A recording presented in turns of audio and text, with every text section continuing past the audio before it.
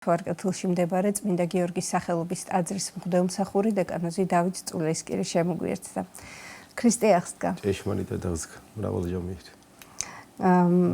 მრავალს დაესწრეთ მამ დავით, გმადლობთ რომ მოგწანდით და იღებთ ჩვენს გადაცემაში მონაწილეობას. ჩვენ მაყურებელს თავდაპირველად დასაწყისში ვამცნეთ თუ რაზე გავამახვილებთ ყურადღებას მაცხოვრის აღდგომის სიხარულზე, ბრწყინვალე დღესასწაულზე და შემდგომ საფეხურებზე. მოდით თავდაპირველად გავმარტოთ თუ რას ნიშნავს აღდგომის სიხარული და როგორ უნდა აღნიშნავდეს მას მართლმადიდებელი ქრისტიანი ისინი ვისაც სრულყოფილად ეზეიმება და ასევე მათთვისაც ვისაც შეიძლება გარკვეული მწუხარება ჰქონდეს სახლში, ვიღაცა შეიძლება გარდაცვლილი ჰყავდეს ვიღაცას პატიმრობაში და მათთვისაც სანუ გეშოთ რომ თქვათ მამა დავით როგორ შეიძლება რომ მათ ეს სიხარული განიცადონ და გაიზიარონ. კეთილი, მადლობა მოწვევისათვის, მივესალმები თქვენს მაყურებლებს. ზოგადად სიხარული საფუძველი და სიყვარულის საყრდენი საძირკველი არის მადლიერება. თუ ადამიანი მადლიერია, თვითონაც კი ცდილობს ყველაფერში სიხარული დაინახოს, ყველაფრისგან სიხარული მიიღოს. მცირედიდას კი გაიხაროს. თუ ადამიანი უმადურია, ყველანაირად, ყველა მხრივ საზეიმო მდგომარეობაშიც რო იყოს, უფრო მეტი უნდა თითქოს და ამას ვერაცნობიერებს, როგორ მდგომარეობაში არის ის, როგორც ადამიანებისაგან, ასევე ცხოვრებისეული წარმატებისაგან. მოდი დავიწყოთ სამყარო შექმნიდან დავიწყოთ, პირველი ადამიანის სიხარულიდან დავიწყოთ. რამე თუ სხვადასხვაგვარი არის სიხარული, სხვადასხვა მიმართულებით არის და ჩვენ ვისაუბროთ უმთავრეს სიხარულზე, რაც ჩვენი ყველაზე მთავარი ქრისტესთან შეერთების სიხარულზე ვისაუბროთ. სამოთხეში არის ადამიანი, იმყოფება ღმერთთან ერთად, თითქოს აბსოლუტურად ყველაფრით კმაყოფილია, მაგრამ მაშინ შემოდის მოწყენება. და როგორი მოწყენება შემოდის? ამასაც სიხარული უდევს ამ მოწყენებას საფუძვლად. რამე თუ ის საფრთხო მადლი, ის საფრთხო სიყვარული, რისი მატარებელიც ადამიანი არის, მასაც უნდა რომ სხვას გაუზიაროს ეს. მასაც უნდა ვინმეს განაცდევინოს ეს მდგომარეობა, ეს სასიხარულო მდგომარეობა, რაც მის გონებაში და გულში არის. აი ამას უნდა ვცდილობდეთ ჩვენ. თუმცა ახლა კონკრეტულად არ შევეხები, მაგრამ აი დაცემის შემდგომ, როდესაც ადამიანის საჯელად სამოთხისეული მდგომარეობა დაიკარგა, ადამიანის ოჯახიდან იწყება პირველი მოლოდინის სიხარული. მოლოდინის ღვთის განკაცების. და მთელი ძველი აღთქმის ეპოქა, ეს ხაზად გაზრდეს მამამთავართა ეპოქა, მეფეთა ეპოქა, მსაჯულთა ეპოქა, წინასწარმეტყველთა ხანა, ყველა არის მესიის მოლოდინის სიხარულში. რამე თუ ის აღთქმა და დაპირება, რაც მაცხოვარმა თავისი განკაცებით აღუთქვა ადამიანს, აი ამას ელოდებოდნენ მთელი 1000 წლების განმავლობაში. თუმცა იქ ცხოვრებისეული სიხარულები ყველას ჰქონდა. და ეს წარმავალი სიხარულია, ეს დროებითი სიხარულია. ნახეთ, ჩვენ მწყობობაში ახლა ჩვენ შეიძლება ვთქვათ, რომ ის იყო ადამი და იქ სამოთხეში. ჩვენ არ გვქარდა დედამიწაზე. აქ ახლა მოზარდი, როდესაც ბავშვი და მე მოზარდი აცნობიერებს სიხარულის იმ დამოკიდებულებებს, რაც მის მიმართ ხდება და რაც მას უნდა. მაგრამ როგორც კი ადამიანი უკვე იმ ცნობიერ ასაკში გადადის და ხარობს მისი მშობლებით, მისი ოჯახით, მისი შვილებით, მისგან რჩეული მეგობრებით და მათთან ერთად მყოფობით, ამადრეულად ადამიანის გონებაში შემოდის რაღაცა მცირედი მწუხარება, დარდი, შიში იმისა, რომ ეს დროებითია. ეს აუცილებლად დამთავრდება ადრე თუ გვიან. რისი მიზეზიც არის ჩვენის სიბერე და მე აღსრულება. მაგრამ ნახეთ, აი ეს სწავლება ქრისტიანული და ეს დაპირება ქრისტიანული და მე ეს საუფლო დღესასწაულები ამას მე აუცილებლად შევეხები. არის სწორედ მანუგეშებელი და პირდაპირ ვთქვათ განმაქარწყლებელი აი ამ შიშისა და მწუხარებისა, რაც ჩვენ ცხოვრებაში შემოდის. ნახეთ, ერთადერთი მიმართვა თელ წმინდა წერილში არის ღვთისმშობლისადმი, რომელსაც თავარ ანგელოზე გაბრიელი ეუბნება, გიხაროდენ. მიმადლებულო მარიამ უფალი შენთანა. ნახეთ, მიმადლებულო მხოლოდ და მხოლოდ ღვთისმშობელზეა ნათქვამი. რამე თუ მადლის ისავსეა უკვე მასში. აი ამ მდგომარეობაში არის მერე მიდგომილება აქ იწყება და არა რაღაც მადლის ნაკლოვანებაში. ყველა ადამიანი მადლით იზრდება, მათ შორის ადამიანიც. არ იყო ადამიანი მადლით სისავსე. განხრთობისკენ ვარ ჩვენ მოწოდებული. ხო, ღვთისმშობელი უკვე მადლის სისავსის მატარებელი იყო იმ წამიდან და იმ წუთიდან. და ეს უკვე სიხარული უნდა კონდეს ამ დროს ადამიანს. ჯერ გაიხარო და მერე ეს სიხარულთან ერთად იზრდებოდა და იზრდებოდა ამ მადლში. ჩვენ როგორ უნდა გავიხაროთ? ნახეთ, როდესაც იწყება სიხარულის მეორე ეტაპი, მოლოდინის შემდგომ უკვე იწყება მაცხოვრის განკაცება. ხარებაზე უკვე ვისაუბრეთ, ეს მხოლოდ ღვთისმშობელმა იცის, ეს იცის სიმონ ღვთისმეტყველმა, ეს იცის ანაწინასწარმეტყველმა, მაგრამ ეს ჯერ კაცობრიობამ არ იცის. რა მდგომარეობა? ეს იცის ასევე ელისაბედმა, რომელთანაც ღვთისმშობელი მიბრძანდება და ისეუნება აი ამ საოცარ სიტყვებს. და შემდგომ ამისა იწყება მაცხოვრის განკაცება. მაცხოვრის განკაცებით, რა თქმა უნდა, სიხარული საზოგადოებაში არის, მაგრამ რაღაც გარკვეულ ნაწილში. ჯერ ეს სიხარული არ არის ამ სამყაროში მიმოფენილი. და ეხლა იწყება მაცხოვრის მოღვაწეობა, მოციქულების გამორჩევა, სასწაულების აღსრულება და ასე შემდგომ. და უდიდესი სიხარული, თითქოს სიხარულის რაღაცა უმთავრესი საფეხური არის ბზობის დღესასწაულზე. როგორ ეგებებიან მას? გიხაროდენ ოსანა კურთხეულარს უფლის სახელით მომავალი.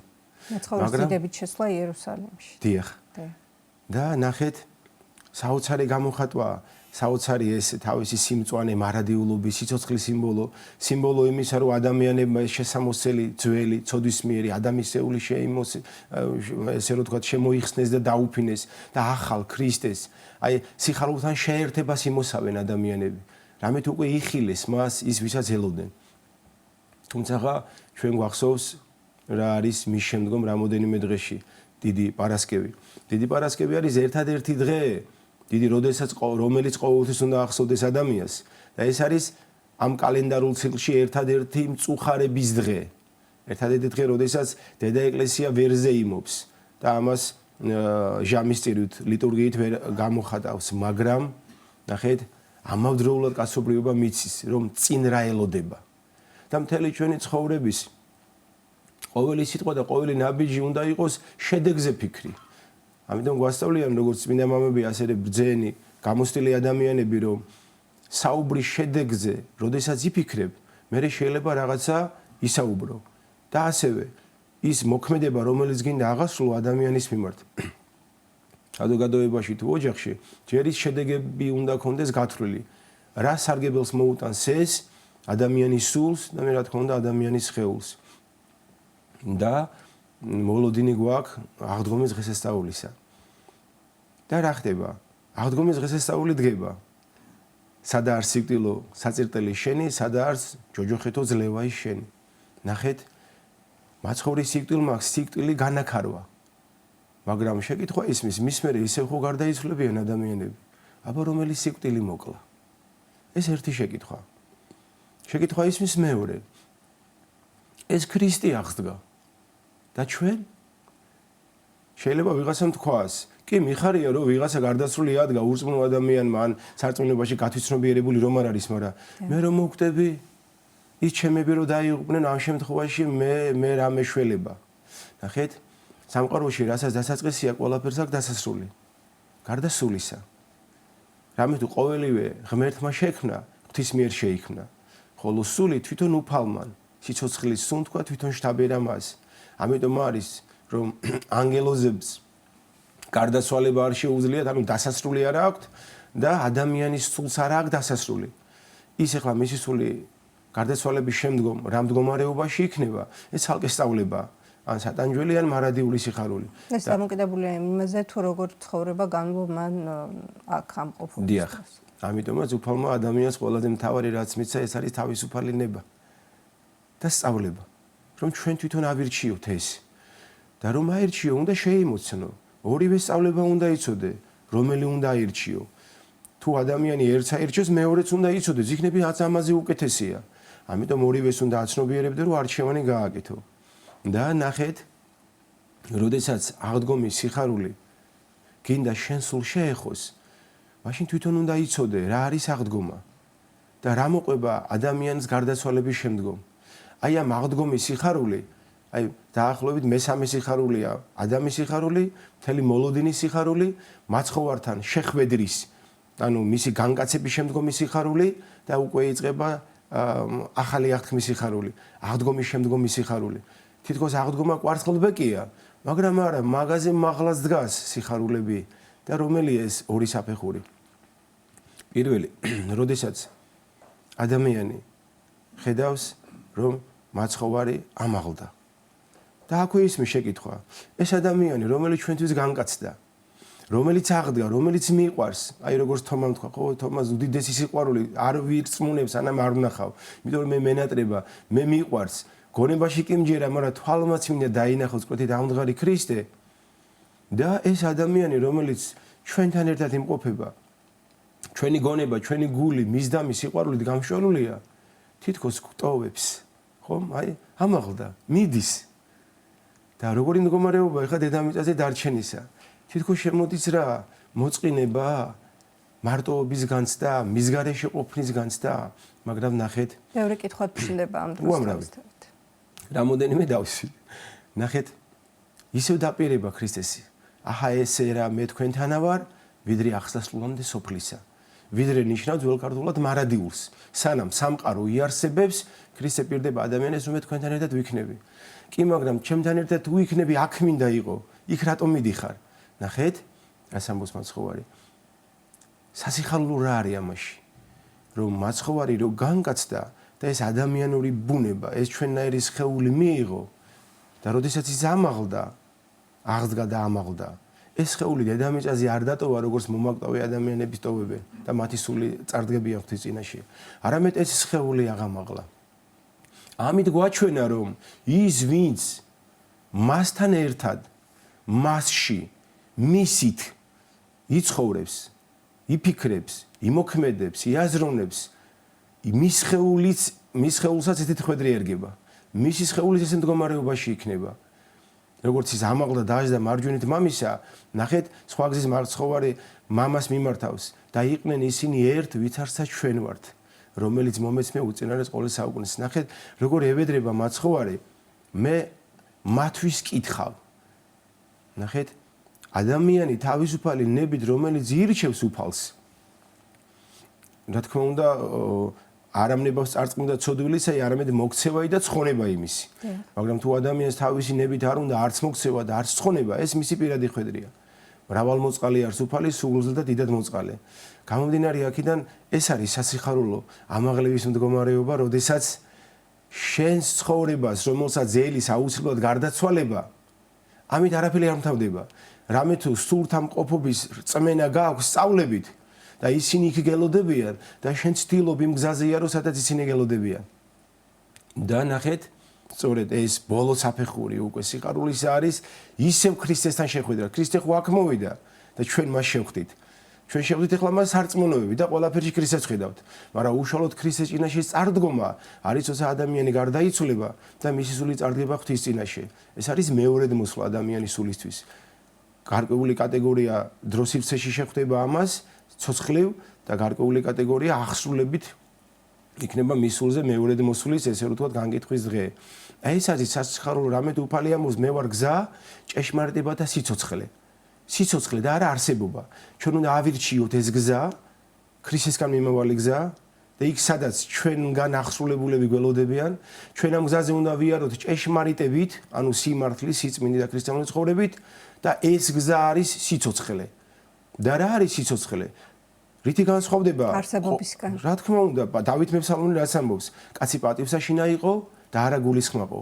ბაძვი და იგი პირუტყვსა უგუნურსა და მიემსგავსა მას. აი ეს არის არსებობა. მხოლოდ ყოფითი ცხოვრება და არა სულიერი. და როცა ადამიანი სულიერად აზროვნებს, რაც თავში ვახსენე, ყველაფერში მადლიერია, ყველაფერს იღებს. მოთმინება იობისი გავიხსენოთ როგორი მდგომარეობა. ასე რომ ეს არის დედამიწაზე ყველაფერი დროებითი, მაგრამ ეს დროებითი არის საშუალება მარადიულობისათვის. რწმენისა და ცოდნის სინთეზი როგორც უწმინდესი ბრძანებს გვამეგობრებს უფალთან თავისთავად.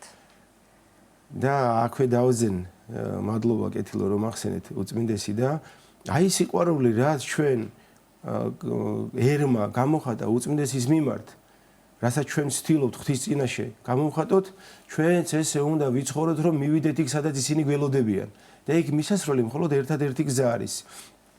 ასევე ვანუგეშები თავში ვახსენეთ საყურებელში მყოფი ადამიანები, უზრუნველყოფაში მყოფი ადამიანები და ასევე ადამიანები დამწუხრებულები არიან ახლობლების გარდაცვალებით.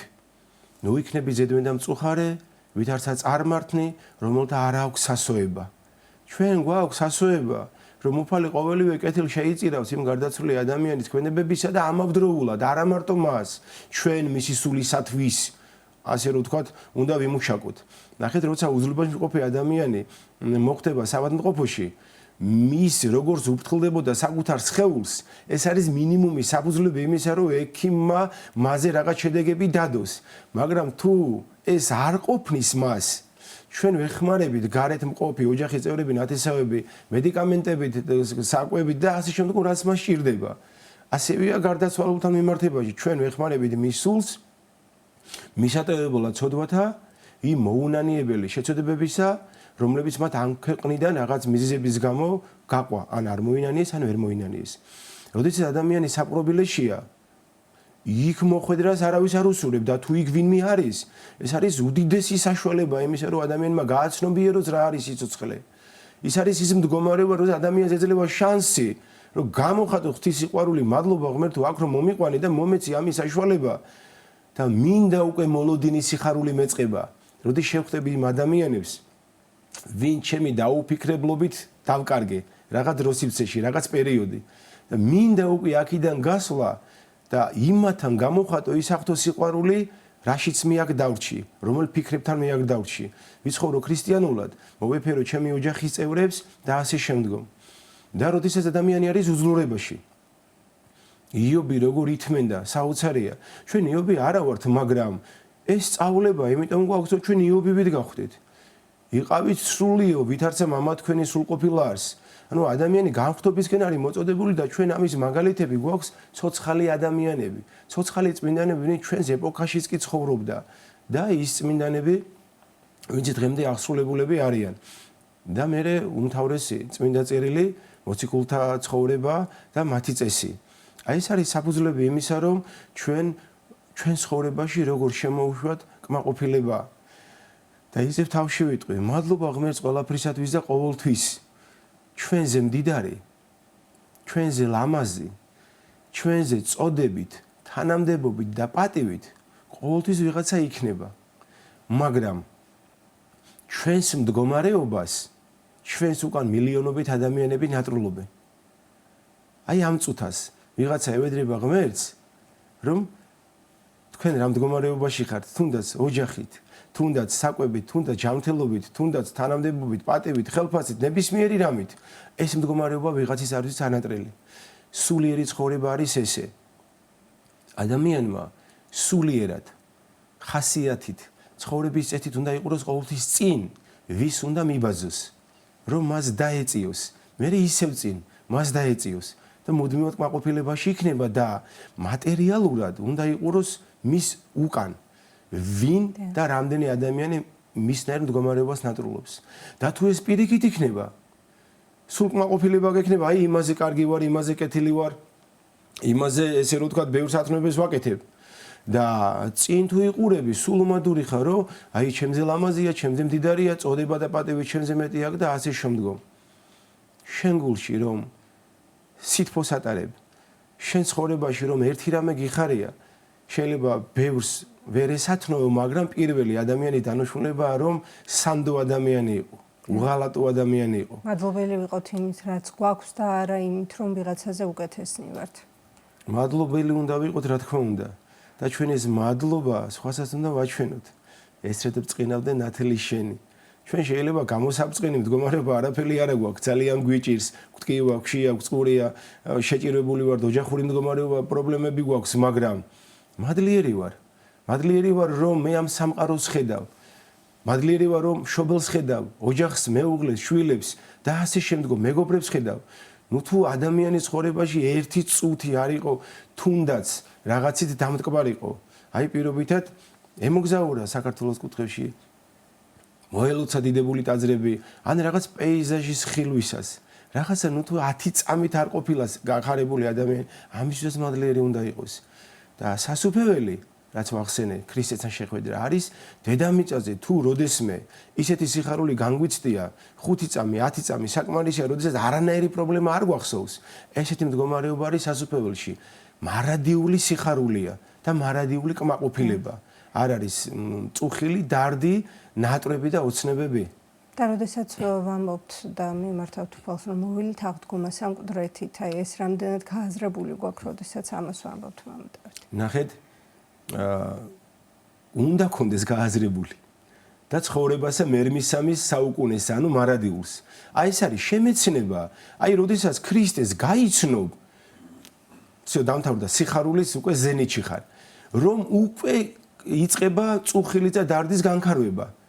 აი ეს არის რომ მოელი აღდგომასა ის აღდგა, მაგრამ მეც მოველი, იმიტომ რომ დავინახე ის პიროვნება, ვინც სამყარო შექმნა, ის პიროვნება, ვინც პირობა დადო და განკაცდა ის პიროვნება ვინც აღსდგა და აღდგომამდე მოვიდა იქადაგა გვასწავლა და ის პიროვნება ვინც ჩვენერი სხეული აღამაღლა ამდენი თუ პირობა შეასრულა იმ პირობაზე შეასრულებს თუ ვინმეს არ ჯერა ალბათ რომ მოველი აღდგომა სამკვდრეთით და ამდენ გზის თუ ენდობი მაშინ ახლა ჯიუტად ურწმუნო უნდა იყო უფალმა შეგვაძლებინოს რწმენაში სიმტკიცე და რწმენაში სიმტკიცეს აუცილებლად ჭირდება კიდევ და კიდევ შემეცნება, დაკვირვება და გააზრება.